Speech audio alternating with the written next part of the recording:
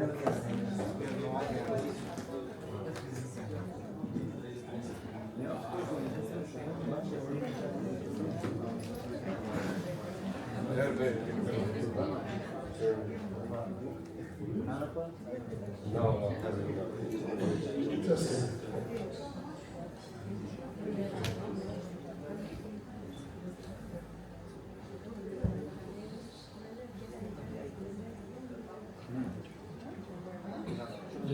Video. That picture? Oh, yeah.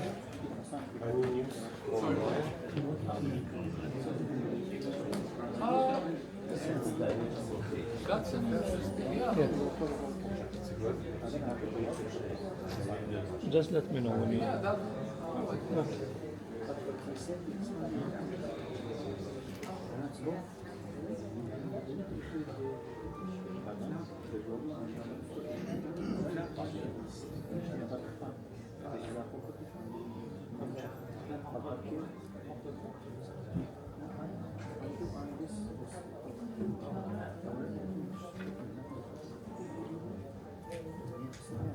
Good morning, esteemed colleagues. It's a pleasure to be here.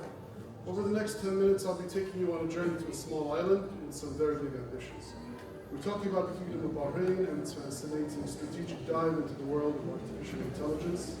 So to start, where in the world are we? Bahrain is a small archipelago in the Persian Gulf nestled between Qatar and Saudi Arabia. And when I say small, I mean it. It's the third smallest nation in Asia, clocking in at just 786.8 square kilometers. But here's the fact for the social scientists in the room. More than half of its 1.5 million residents are expatriates. This incredible melting pot of cultures isn't just a demographic footnote. It's a crucial ingredient in Bahrain's unique story of innovation and a global outlook. Now, Bahrain didn't just appear on the modern stage overnight. Its recent history is a story of deliberate, methodological progression. It gained full independence in 1971. It became a founding member of the Gulf Cooperation Council in 1981, and then a major constitutional reform occurred in 2002 that established the current constitutional monarchy. And then, critically for our topic today, the launch of its Economic Vision 2030 back in 2008. This timeline shows a clear pattern, a nation methodologically building the political and economic foundations for a high-tech future.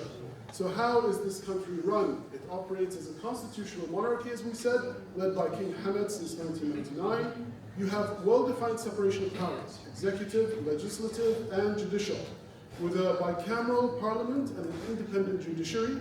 For a country with this kind of ambitious long-term goals, we're discussing this stable and top-down structure as the engine that allows for grand national projects to be driven forward with focus. All right, let's talk strategy. When you think of Gulf economies, you naturally think of what? Oil. Well, Bahrain is the original pioneer of the post-oil economy in the region, and they saw the writing on the wall early and began a strategic pivot since then.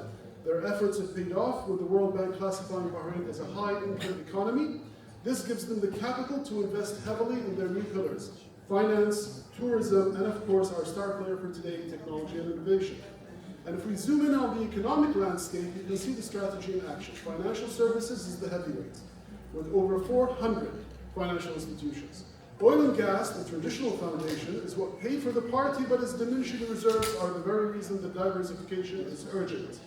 You can already see these new pillars being built: manufacturing in the form of a large portion of worldwide petrochemical and aluminum production, tourism based on a very rich history and heritage in the region, and the burgeoning tech sector, all designed to secure a prosperous future.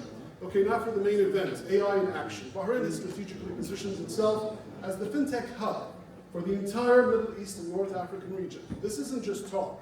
We're seeing AI assistants like Fatma from Bank ABC, which launched back in 2018, to streamline all banking services. To make this happen, Bahrain has built an incredible innovation infrastructure called the regulatory sandbox. For academics here, that sandbox concept is fascinating. It's a government-approved safe space for startups to test new, potentially disruptive technologies in a live but safe environment without breaking the bank or the law. But AI's role isn't limited to the bank balance. It's also a key tool for national security. Bahrain is creating what's been called a ring of steel around the borders using a sophisticated maritime surveillance system developed with UK-based SRT marine systems. This system uses AI to sift through vast amounts of radar and CCTV data to flag suspicious activity in real time. On the global stage, Bahrain is also co-leading an international working group with the US to set guidelines for the safe use of AI in military. They aren't just adopting technology, they're actively shaping the international rules for its responsible use. So, you have the tech, you have the strategy, but who is going to run it all? This is where Bahrain's approach is particularly clever. There's a huge emphasis on cultivating local talent, not just relying on outside help.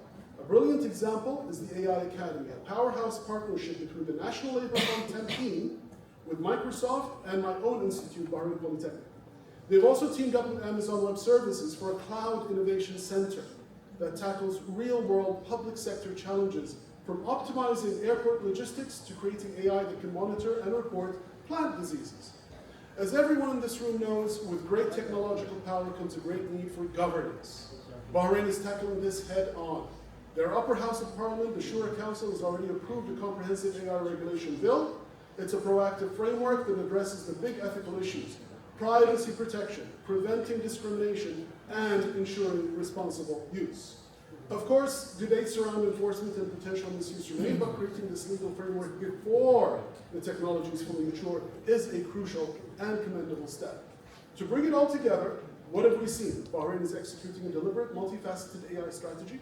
It has leveraged strategic location, diversifies its economy, and now making a serious, well-funded bid to become a regional AI hub. This ambition is clear, with forecasts projecting a 9.29% compound annual growth rate for the ICT market alone through 2028. Bahrain is a small nation making a very loud, very strategic, and very intelligent noise on the global stage. Thank you all for your time and attention, and on my personal note, on behalf of my colleagues and myself, I would like to extend our sincerest gratitude to the government of China for hosting this incredible 3-week seminar. It has been an immensely valuable and enriching experience for all of us. Thank you. Thank you very much. Now we welcome the